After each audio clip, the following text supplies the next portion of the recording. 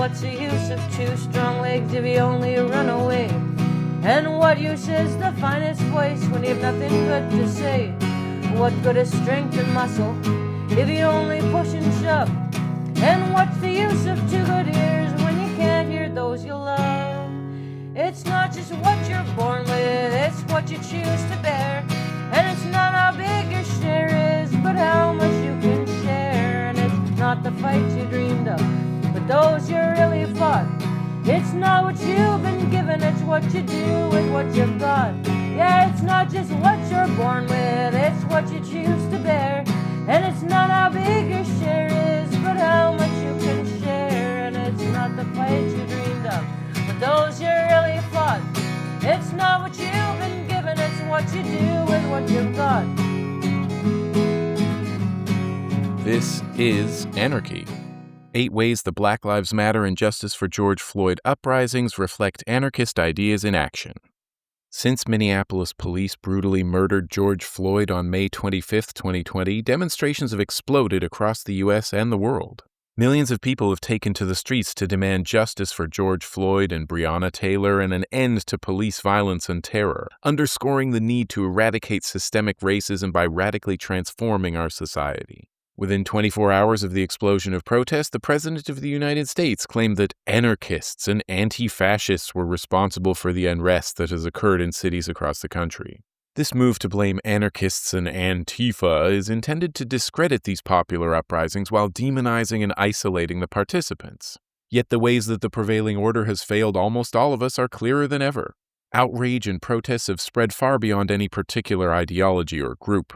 As tens of thousands fill the streets of scores of cities, it's obvious that anarchists are not responsible for organizing these demonstrations. The demonstrations and the unrest accompanying them represent an organic response to a widely felt need. At the same time, this organic groundswell of momentum, based in reproducible tactics that anyone can employ, embodies anarchist models for social change. Many of the practices and principles that have been fundamental to this movement have long been mainstays of anarchist organizing. Here we explore the anarchist roots of 8 principles that have been essential to the success of the Black Lives Matter and Justice for George Floyd demonstrations, seeking to center Black initiatives that reflect anti-authoritarian values. For background on Black anarchism specifically, we recommend Lorenzo Camboa Irvin's Anarchism in the Black Revolution or the more recent Anarchata statement. This text was co-authored and co-published by Crime Think and Agency June 9, 2020. Self-determination. One of the many things that politicians aim to obscure by insisting that outside agitators are responsible for the uprising that began in Minneapolis is that oppressed communities in the United States are already occupied and exploited by outsiders. This began with the colonization of North America by European settlers, the original outside agitators, and continues today with the ownership of most of the real estate and businesses in Black, Indigenous, and immigrant neighborhoods by non-residents with few ties to those communities. Not to mention the policing of these neighborhoods by officers like Derek Chauvin who commute to the districts they terrorize.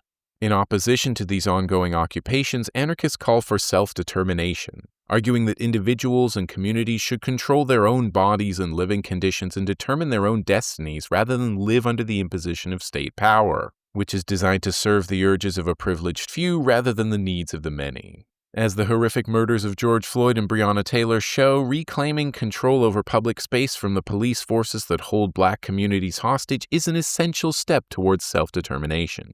Likewise, anarchists believe that those who are directly affected by a situation should be the ones to decide how to respond to it. In taking the initiative to respond to the murder of George Floyd themselves on their own terms rather than deferring to community leaders or petitioning the government for redress, the people of Minneapolis made their demand for autonomy crystal clear. On the streets of their neighborhoods, in their schools and workplaces, ordinary people in revolt are finding support from anarchists in their efforts to attain genuine self-determination for their communities. Quote, "We need to use the greatest power that we have, which is control over our bodies, control of our labor, to make the situation ungovernable and untenable in the United States, and to do it in an organized, systemic fashion." Callie Akuno of Cooperation Jackson. Decentralization. Contrary to the propaganda of right-wing conspiracy theorists, there has been no single force, organization, or ideology guiding these protests.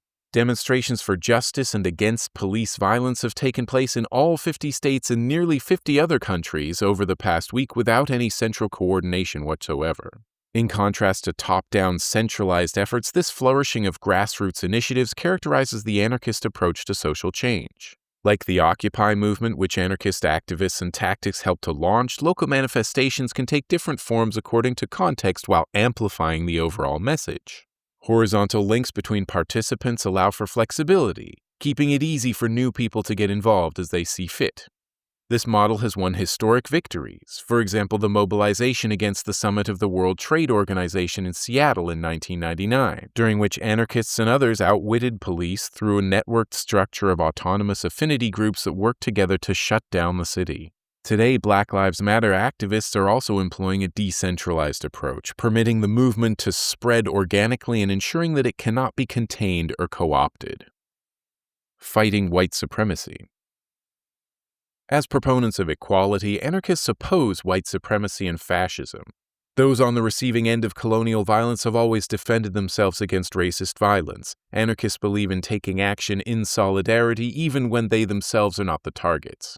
In one of the earliest expressions of anarchism in the United States, the prominent American abolitionist William Lloyd Garrison linked his rejection of the institutions of government and property to his opposition of the institution of slavery.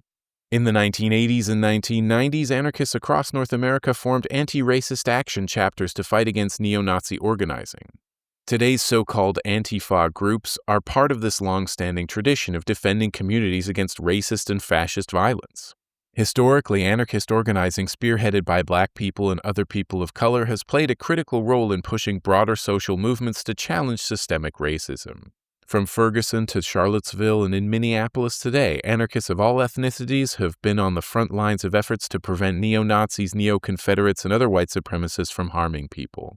The efforts of President Trump, Attorney General Barr, and the right-wing media to declare Antifa a terrorist organization are a transparent ploy to undermine this popular uprising and distract its supporters. The Ku Klux Klan, the deadliest terrorist organization in U.S. history, receives no such condemnation, nor do the groups that radicalized the racist who murdered Heather Heyer in Charlottesville, nor the white supremacist gang whose symbol an NYPD officer flashed last week at a Black Lives Matter protest. Trump's government brands those who oppose white supremacy and fascism terrorists. Mutual aid.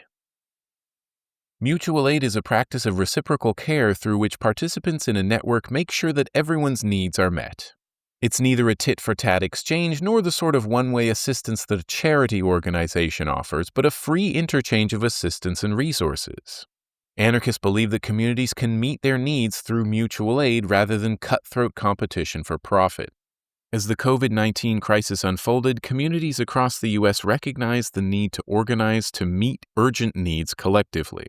Because anarchists took the initiative in these efforts from the beginning, they came to be known under the banner of mutual aid. Subsequently, even progressive politicians like Alexandria Ocasio-Cortez called on Americans to form mutual aid initiatives.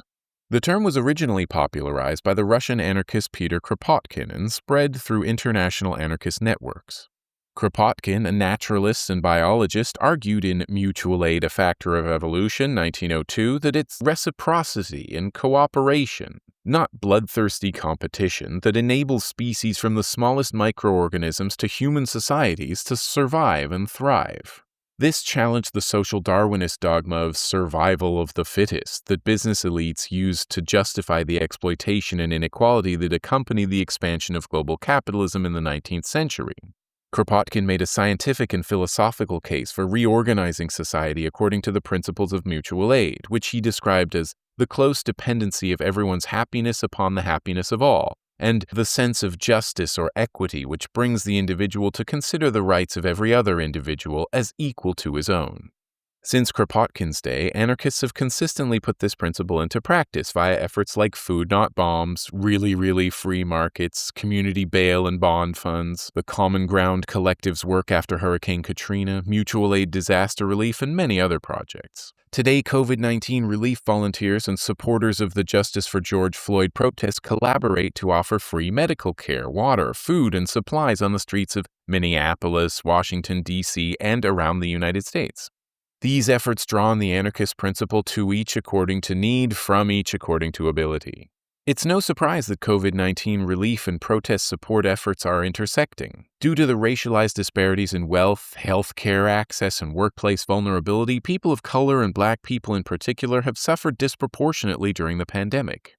Fighting for the principle that Black Lives Matter means confronting not only police violence but also all the other systems of oppression that have kept so many Black communities impoverished. These community initiatives reflect the anarchist idea that everyone's health and freedom are interlinked and can best be preserved through solidarity. As hundreds of thousands of people have poured into the streets, defying police orders and curfews, over 10,000 protesters have been arrested and many injured by police or right-wing vigilantes. Despite this, the movement has continued to grow, thanks in part to emerging social movement infrastructure, including collectives providing health and medical support, pro bono legal assistance, bail funds, and other forms of solidarity. Anarchists have participated on the front lines of these efforts, leveraging long-standing infrastructure and drawing on decades of experience. Participating in the worldwide protest network journalists dubbed the anti-globalization movement of the 1990s, anarchists took an active role in organizing collective infrastructure for medical, legal, and logistical support at large protests. Bail funds, activist lawyers, street medics, and communication teams played a critical role in mobilizations like the one against the WTO summit in Seattle.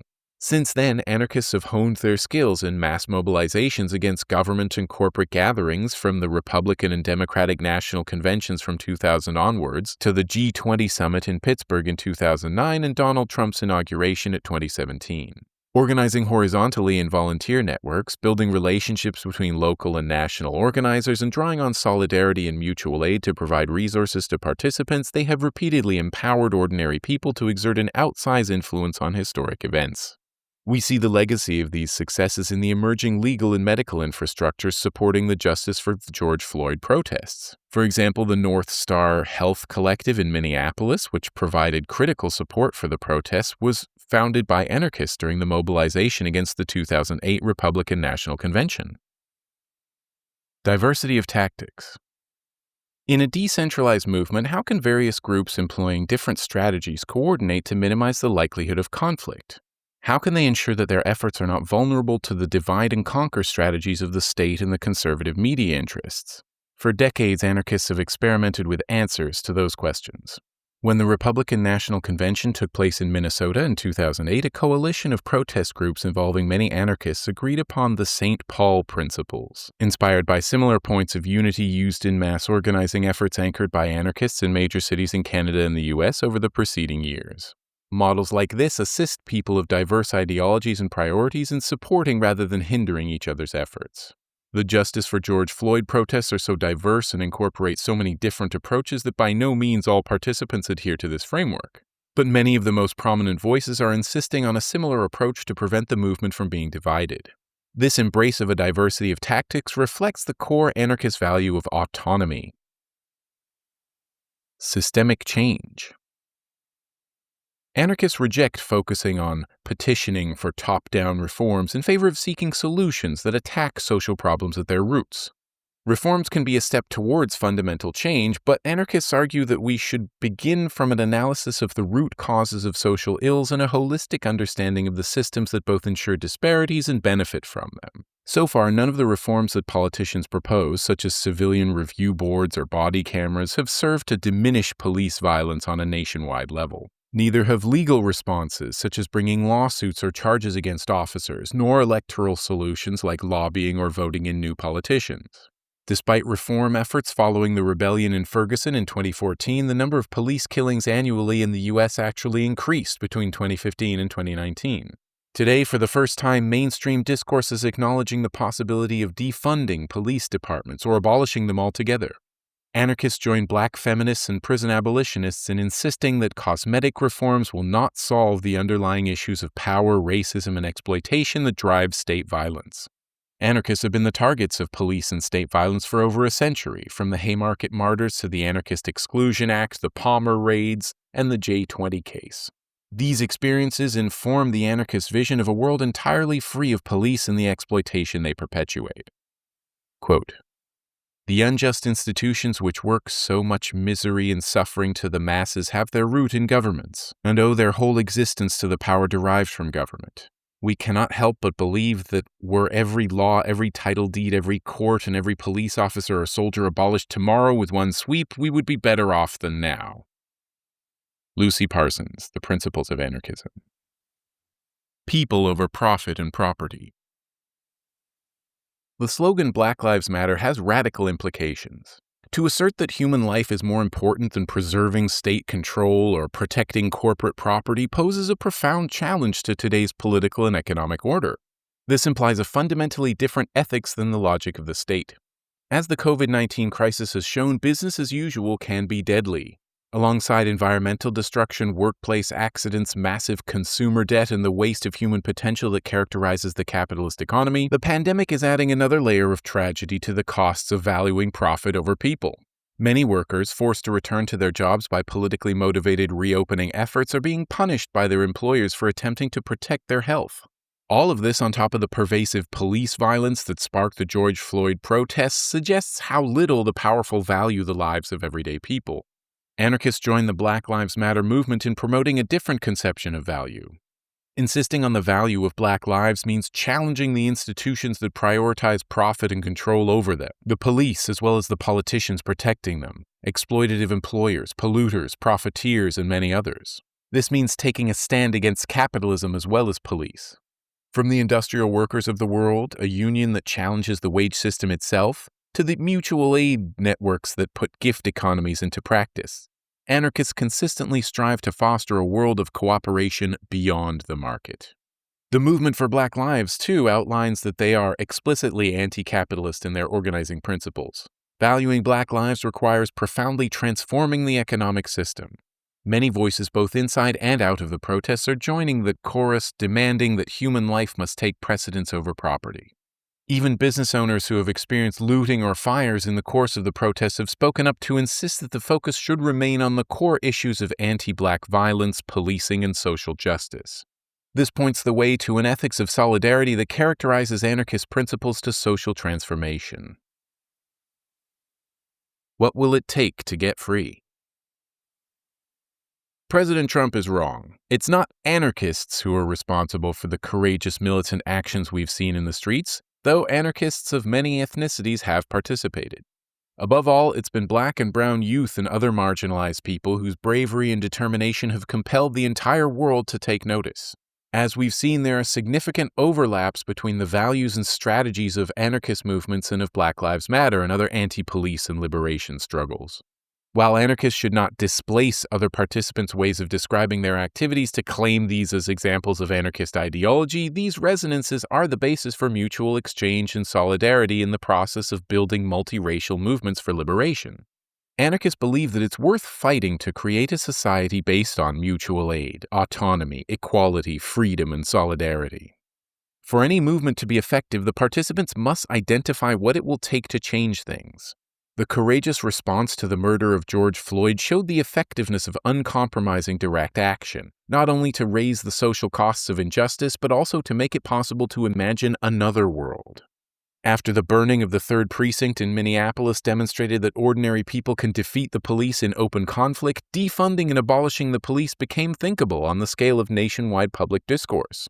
In Minneapolis, and then in Louisville, Los Angeles, New York City, and around the world, Black, brown, and other marginalized people have converged to shut down business as usual. Anarchists have participated, contributing experience with resistance tactics, infrastructures that offer support to all in need, and visions of a world in which the institutions that killed George Floyd and so many others would not exist. Ideas and approaches that resonate with anarchist values can be seen in action throughout these protests, regardless of whether those who employ them give them political labels. These values and practices, which transcend any single ideology or tradition, can be the basis for people to come together across lines of difference as they confront state power in the streets. The indigenous anarchist collective Indigenous Action and others have argued that modern movements need accomplices, not allies. People dedicated to sharing risks and taking direct action together, motivated by a vision of collective liberation rather than guilt, duty, or prestige. The Justice for George Floyd protests have demonstrated the effectiveness of multiracial, decentralized, grassroots efforts. Informed by a horizontal, participatory ethos that rejects police violence as well as every other form of state coercion, anarchists insist that everyone has a role to play in the process of getting free. One of the most central messages from anarchist organizing over the past decades, including struggles for refugee and migrant solidarity, queer liberation, prison abolition, and beyond, is that each of us can only be free when all of us are free. Ashanti Alston, an anarchist activist, speaker, and writer, has articulated this beautifully. As a former member of the Black Panther Party and the Black Liberation Army and a former political prisoner, Alston has had plenty of experience confronting state violence. Informed by the Zapatista uprising in Chiapas, his vision of collective liberation reflects an anarchist ethos shared across many movements and communities, echoing forward to inspire our efforts today. Quote, "We have to figure out how to create a world where it's possible for all different people to be who they are, to have a world where everyone Jesus fits." Christ came back today like you threatened he will. Which poor group of people do you think that he would kill? And who would Jesus choose to starve if you gave him the chance? And if there was a genocide, would he take a neutral stance? Who would Jesus bomb? Tell me, who would Jesus bomb? Would it be kids in Palestine, or how about Vietnam? Would Jesus bomb the atheists, the Muslims, or the Jews? I want you to ask yourself, well, what would Jesus do? I want you to ask yourself, well, what would Jesus do? Would he say it's complicated and there's sinners on both sides? Or would he say that some people, they just deserve to die? If Jesus Christ rose from the dead and on a sidewalk slept, would you extend your hand to him or just watch where you stepped? Who would Jesus bomb? Tell me, who would Jesus bomb? Would it be kids in Palestine, or how about Vietnam? Would Jesus bomb the atheists, the Muslims, or the Jews? I want you to ask yourself, well, what would Jesus do? I want you to ask yourself, well, what would Jesus do? Would Jesus hate the gay folk, the queer folk, or the trans? Would he suggest they end their lives according to God's plans? Would Jesus tell a homeless man to get a fucking job, or turn his back on the poor? Would Jesus be a snob? Who would Jesus bomb? Tell me, who would Jesus bomb?